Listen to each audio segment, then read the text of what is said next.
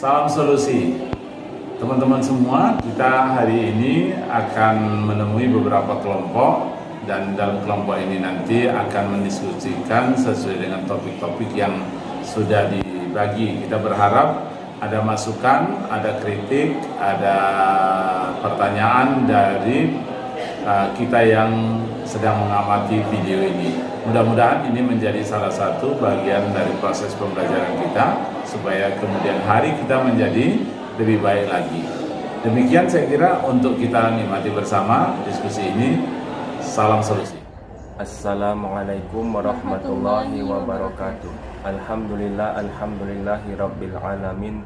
Wassalatu wassalamu ala asyrafil anbiya'i wal mursalin wa ala alihi wa ashabihi ajma'in.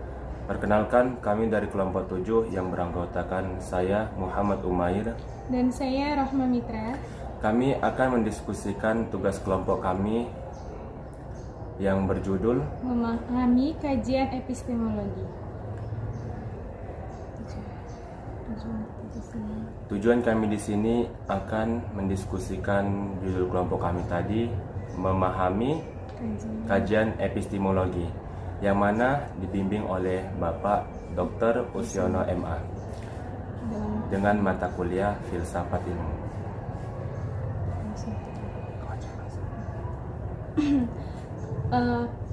Mengenai pembahasan tentang filsafat ilmu, sebelumnya kita harus tahu apa itu filsafat.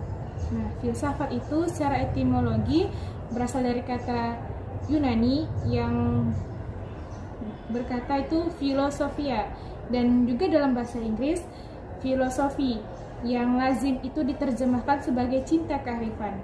Akar katanya ialah philos atau philia yang dengan artinya cinta dan sophia yang artinya kearifan. Menurut pengertiannya yang semula dari zaman Yunani kuno itu, filsafat berarti cinta kearifan dan cenderung pada kebijaksanaan.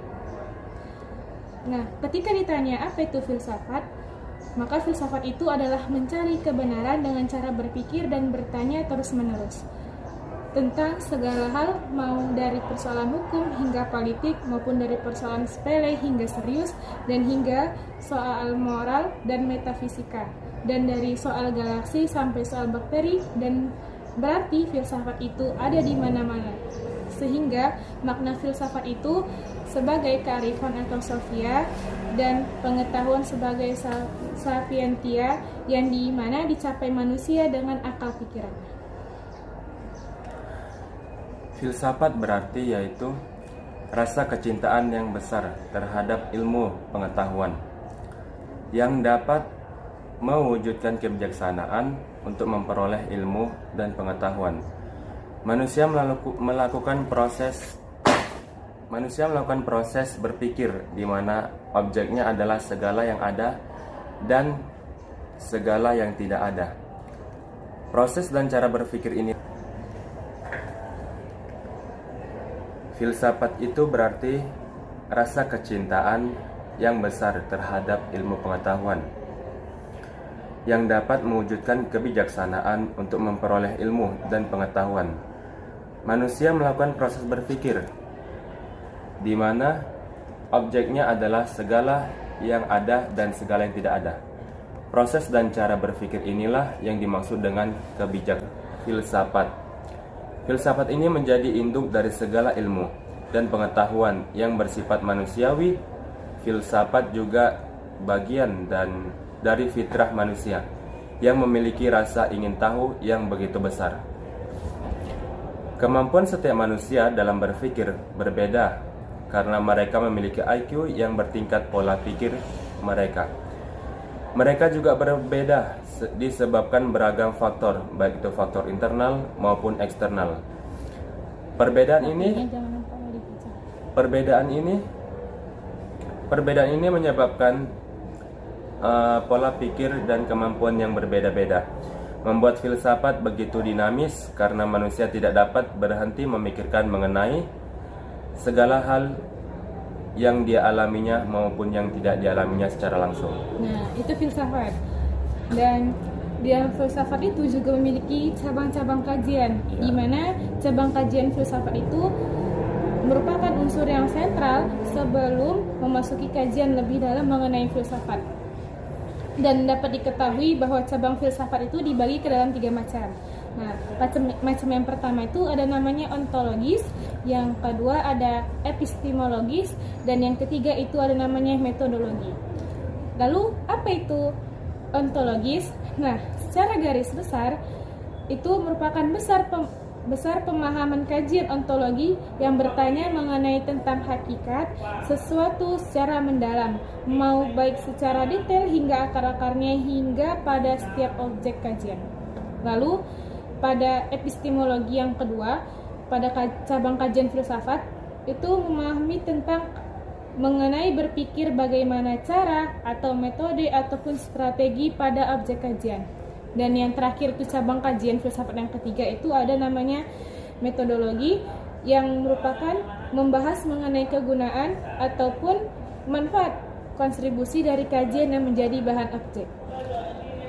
Jadi pada kali ini dalam diskusi ini akan kami bincang mengenai memahami tentang epistemologi. Epistemologi, secara etimologi berasal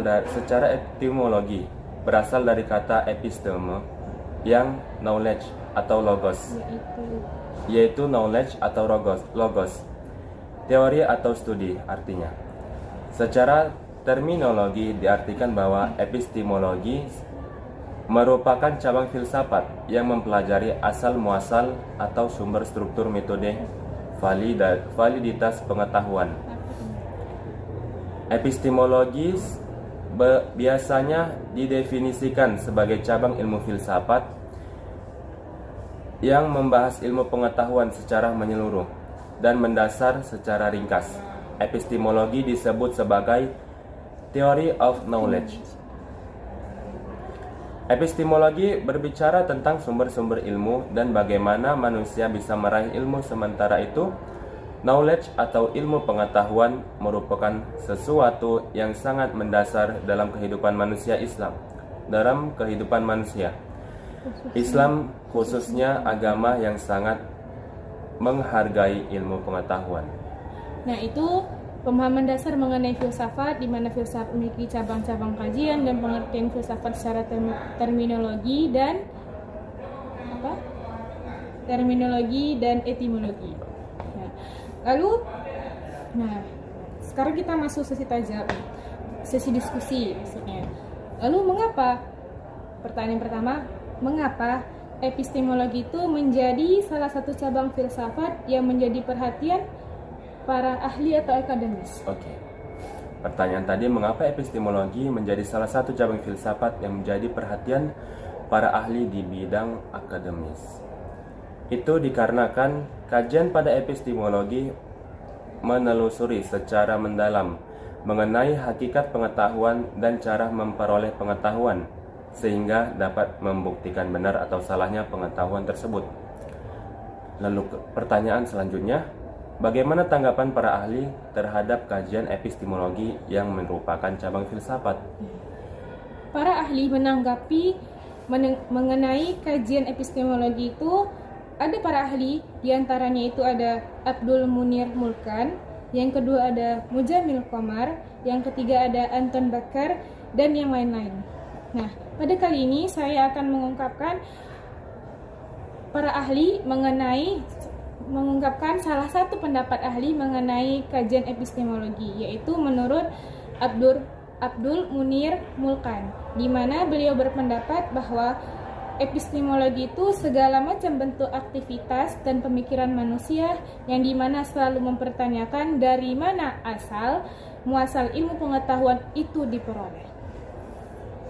Nah, lalu bagaimana pikiran yang terbatas dalam waktu dan kebudayaan dapat mengatasi waktu untuk mencapai suatu tata kebenaran yang stabil dan bebas? Hardono Hadi menjelaskan bahwa sumbangan yang sangat berarti dalam epistemologi adalah kontribusinya dalam menggali dan menemukan kebenaran secara objektif, secara detail untuk memahami apa yang persoalan dalam kajian epistemologi. Lalu bagaimana membedakan antara kekeliruan dan kebenaran dalam mencoba pengetahuan? Jadi soalnya bagaimana membedakan antara kekeliruan dan kebenaran dalam mencoba pengetahuan.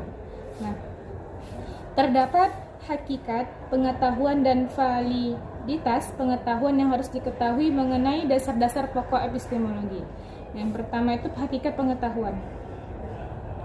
Persoalan-persoalan mengenai hakikat pengetahuan itu pertama epistemologi berkaitan dengan hakikat pengetahuan sebagai objek kajian pengetahuan yang dimana dipandang memiliki dimensi ganda sehingga tidak lagi berbicara tentang dimensi metodologi melainkan sudut pandang melihat dan membaca realitas.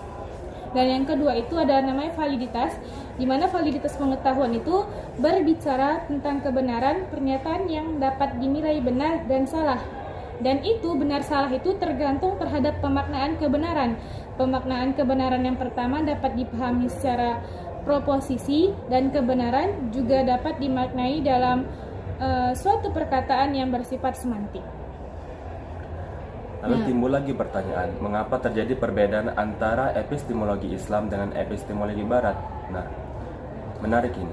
Perbedaan ini disebabkan oleh substansi dari pengetahuan duniawi yang diidentikan kepada ilmu pengetahuan Barat modern.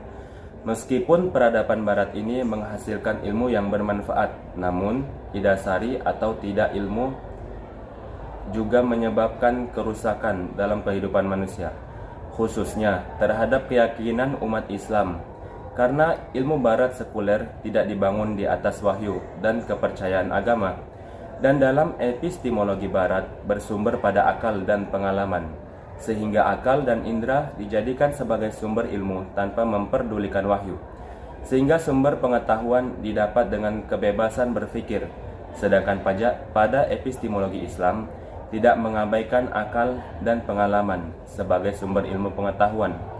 Namun, terdapat hal yang penting bahwa wahyu merupakan sumber primer dalam epistemologi Islam.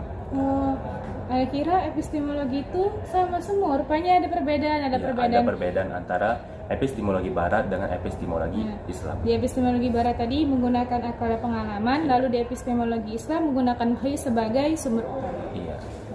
Lalu, mengapa epistemologi itu menjadi salah satu cabang kajian dalam filsafat?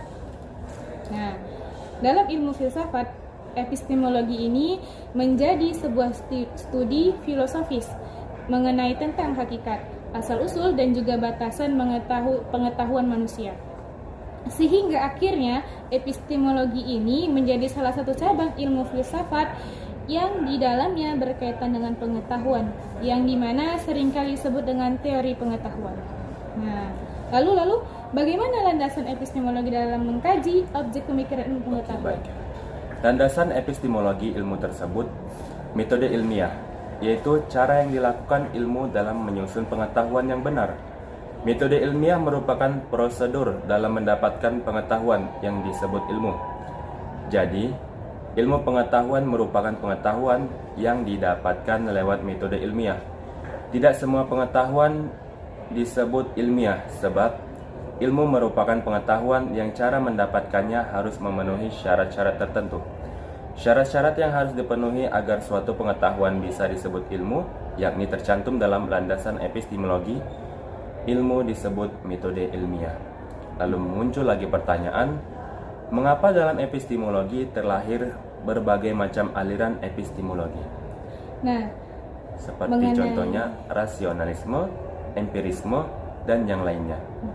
Perlu kita ketahui sebelumnya bahwa dalam epistemologi ini memiliki berbagai macam aliran. Nah, seperti aliran rasionalisme dan empirisme dan lain-lain. Lalu, mengapa bisa aliran epistemologi itu terlahir?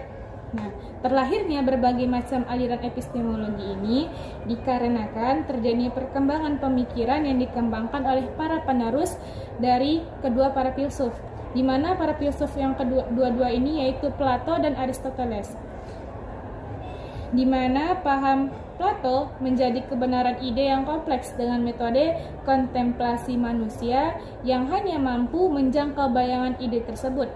Nah, sedangkan pada Aristoteles, lebih mengarah pada kajian fisika yang menitik beratkan pada realitas gerak fisika dan keduanya ini dalam upaya melanjutkan pemahaman yang memiliki arah pandangan berbeda, di mana Plato mengembangkan konsep dunia ide dengan metode templasi, sedangkan Aristoteles berfokus pada kajian fisika.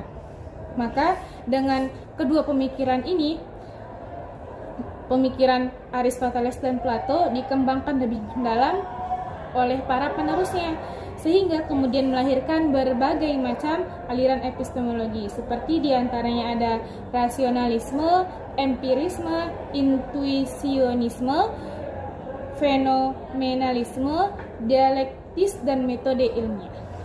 Nah, lalu bagaimana pengaruh epistemologi terhadap peradaban manusia?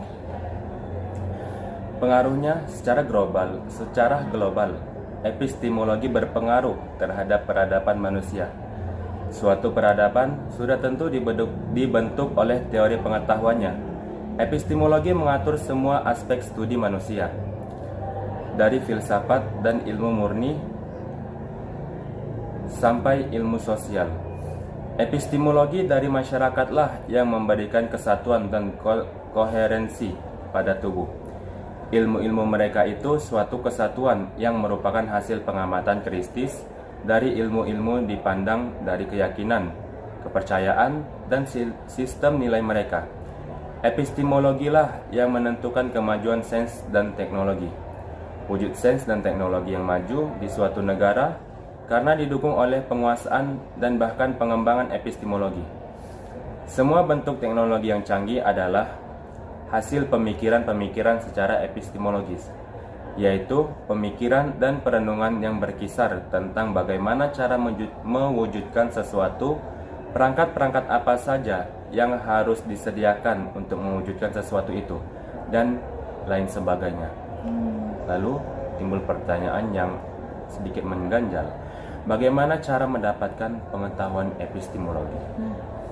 Bagaimana cara mendapatkan pengetahuan epistemologi? Nah, cara dalam mendapatkan pengetahuan yang benar menurut epistemologi itu, kita dapat menggunakan metode ilmiah. Metode ilmiahnya itu dengan menggabungkan cara berpikir deduktif dan induktif dalam membangun pengetahuan. Melakukan pendekatan secara rasional dan digabungkan dengan pengalaman empiris manusia. Dan dalam mendapatkan pengetahuan epistemologi ini ada tahap-tahapan dalam kegiatan ilmiahnya. Yang pertama itu ada perumusan masalah, yang kedua penyusunan kerangka berpikir, yang ketiga perumusan hipotesis, yang keempat pengujian hipotesis, yang kelima penarikan kesimpulan, yang keenam struktur pengetahuan ilmiah. Nah, itulah diskusi singkat kami dari kelompok 7 mengenai memahami kajian epistemologi. Jadi dapat kita ketahui atau dapat kita simpulkan, apa itu epistemologi? Epistemologi adalah salah satu cabang filsafat yang berperan penting dalam dunia ilmu pengetahuan. Nah, jadi bagaimana menurut saudari Rohmah mengenai filsafat ini, epistemologi ini? Bagaimana menurut pandangan saudari?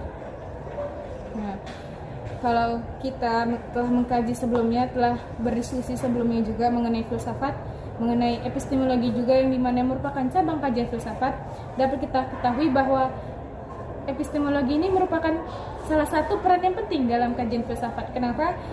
Karena dimana di sini itu membahas bagaimana cara, metode, berpikir, dan strategi yang dapat digunakan dalam mengkaji suatu objek pengetahuan.